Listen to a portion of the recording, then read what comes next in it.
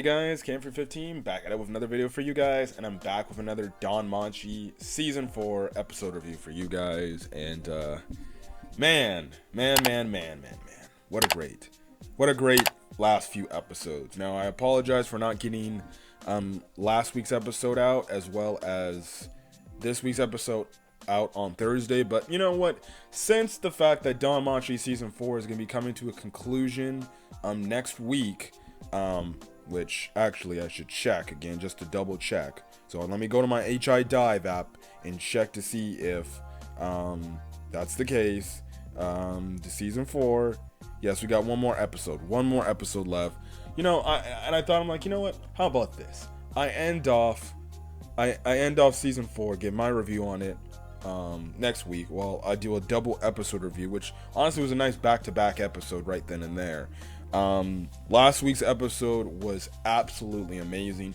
I honestly wish I had talked about it, but I'm gonna do a double episode review of this episode of not only last week's episode but this week's episode of Danmachi. Last week's episode, we finally get the full backstory to Ryu's to the Australia family falling. It was just absolutely crazy, man. Obviously, I've been waiting for this moment to see how did the Estrella family all perish but Ryu. And man, what a horrifying freaking sight. And we knew that the Estrella family was like super strong, but the fact that we see like when the Juggernaut shows up and see the Estrella familia members just try to run away as fast as they can in utter terror and fear because the Juggernaut, and just seeing the Juggernaut just absolutely just mop the floor with these guys like we saw in the first half of Season 1. And mind you, the Estrella familia, like I just mentioned, was like a super strong familia, and the Juggernaut still absolutely easily defeated them with ease. And again, it was one of those episodes where I think you can, when you compare every episode of Danmachi from Season 1 up until this point, this by far was the goriest episode I saw. Like, not only was there a lot of blood, there was a lot of like brutal, like, let's be honest, fatalities, bro. Like when the Juggernaut had that whole finish him type of line, well, he definitely finished all the Estrella family members except for Ryu. But it was honestly kind of like crazy to see that the Juggernaut was this crazy strong against just absolute, like, one of the strongest like familia members we've seen. Like, just for an example, like few of them, like we know that the Juggernaut has like the magic reflection attack, and just to see like two Estrella familia members use magic, one uses like electricity magic, gets reflected back, instantly dead right then and there, boom, just evaporates due to the rebound from the electricity strike. I was like, oh. And then you have the other person using fire magic, and then that Australian familia member pretty much burned alive, burned to death. It reflected and burned to death. And I was like, oh my gosh. Again, some of these deaths were just absolutely brutal and fatal and so like gory. Like the fact that Danmachi, and I gotta give props to JC's staff, the work they did for this season, especially for the Juggernaut scenes when it came to like the mass murder it created, because it shows like, no, we're not holding back. When we want to show you how threatening this freaking creature is, we're going to show you how threatening this creature is, just from the standpoint we won't be afraid to show a lot of blood and a lot of fatalities, a lot of freaking stuff happening. Like, you know, when you get to the part when pretty much the most three important like Estrella familia members from Ryu's backstory, the one chick in the kimono who was like her rival, the short pink-haired girl, and then obviously the leader, the red-haired chick. Again, I apologize if I don't know any of their names.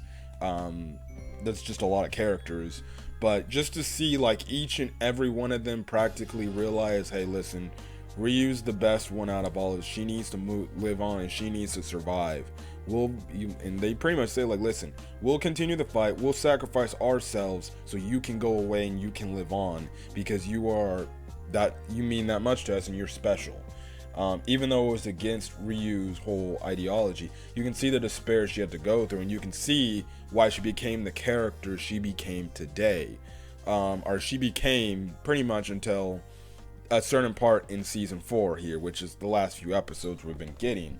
And just speaking about those fatalities, man, like those freaking deaths, like, oh my gosh, probably the most brutal deaths out of those family members. But most importantly, I think the short-haired, pink-haired girl got the worst one out of them all. Like, she probably had the worst death. She was probably the one character that died the worst in this entire series so far from what I've seen of the anime. Like, when I tell you, not only was she like, she was blind. She was blind. And then the kimono girl, her arm got cut off, so she only was fighting with one arm. And even then, the one red-haired girl, she did look like she was putting up much of a fight, but in a way, she kind of sacrificed herself to try to get some more damage on the Juggernaut.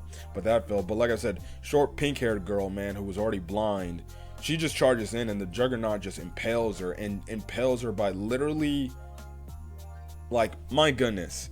When the attack hits, bro, not only does her head get decapitated, she loses her arms, both of them, and her freaking limbs on her legs get, cut off too. By far the goriest death of Danmachi in the anime. By far. I saw that, and I was like, yo, they really gave her a brutal death. Like, it wasn't even just the head getting cut off. And we've seen that, the Juggernaut do that in that one episode too, way back in the first half.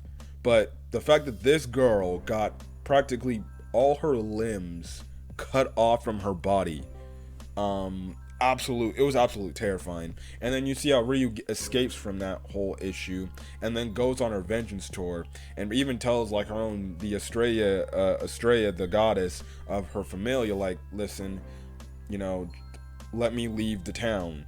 And obviously Estrella's like, fine, go right ahead, but listen, I don't know what you're gonna find, but all right, fine. And we see her go on Ryu goes on her vengeance tour to try to stop the Evilist Guild, and we finally see how she gets to that point, and she does end up killing Jiro, what she thought she did, but it's kind of that whole thing about revenge, and even with that revenge, she still didn't feel right, and because it's not gonna bring her friends, the people she cared about most, back. And then obviously Sir found her and brought her into the inn and everything. So yeah, but that episode was crazy enough. That was probably my favorite episode of the entire season, to be honest. Like, honestly, my favorite episode of the season, probably next to the Juggernaut's first appearance episode. But yeah, and then we get into this week's episode. You get they hinted at it in the previous episode, but this week you get full-on Bell x Ryuu moments here. Like, if you watch my reviews, I was always a person that shipped Bell and Hestia, but my goodness, man, after seeing this episode, I'm like, and even after seeing this entire season, I'm like, I'm sorry, man, I have to get off the Bell x Hestia train, bro. I'm full on Bell x Ryuu. Like, I want to see Bell x and Ryuu end up hooking up, and that's Bell's like girlfriend, or the girl he goes after, because you just get this relationship that at first is platonic, but because Bell ends up saving her and ends up pretty much telling her how important she is to him, you can easily tell that she is falling for him, and she is head over heels for him. Like, it isn't even a contest. Like, the fact that, after the scene they had at the end of the last episode, where she healed him in the little lake there, in this little, like, safe room, oasis area that they had, the fact that she literally took her clothes off, she's pretty much butt naked, and Bell practically, she wants Bell to, like, in a way caress her and hold her, and I'm just like, oh. And then Belle's like, you know, your skin feels soft and you're kind of petite. I'm like, okay, Belle.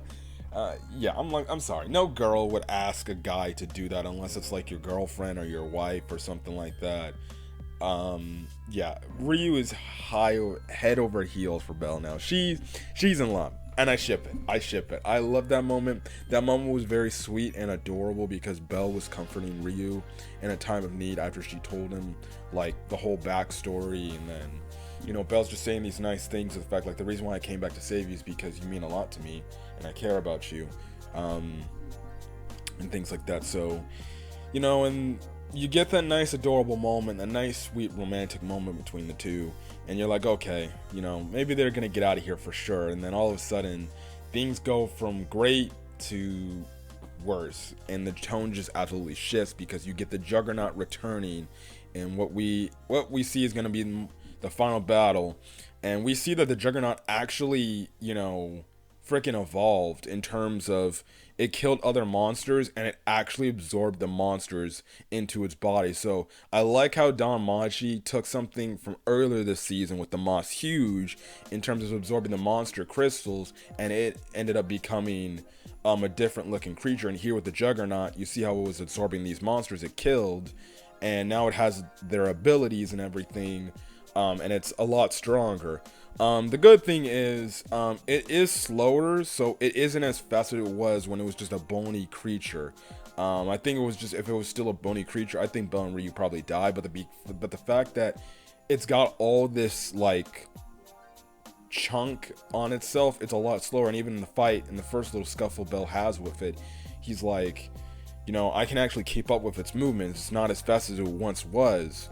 And yeah, but the thing is, it has the ability of the monsters that we've seen on this in the lower floors area, and it pretty much takes Ryu, like, all her strength to muster to be able to get them out of there just alive. And they get to, like, this one little room area, and she wants Belle to hug her again, and you get that last embraceful moment, and he pretty much tells Ryu he needs to sleep, or she needs to sleep, and then he goes off as the episode ends off, and we're left with a cliffhanger where Bell looks like he's going to confront the Juggernaut again, and hopefully to defeat the Juggernaut once and for all. Now, I don't know if he is going to do that. I don't know if help's going to come at the nick of time, but this is absolutely going to be crazy, and man, I just hope that they both get out of this thing alive and that Juggernaut is defeated. But going into the final episode of season 4, man, it's gonna be great. It's gonna be great. This season has been a masterful season,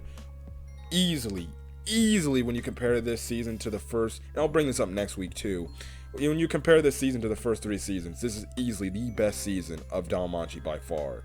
And whenever we get a season 5, I just can't wait to see what more we have in store for Danmachi and the story that Belle's going to be going on. But anyways, guys, I'm going to get out of here. If you guys like the video, leave a like, put in the comment section your thoughts on this week's episode, or this week and last week's episode of Danmachi, as well as hit the subscribe button if you want to get more Danmachi content or any other anime content I upload to the channel.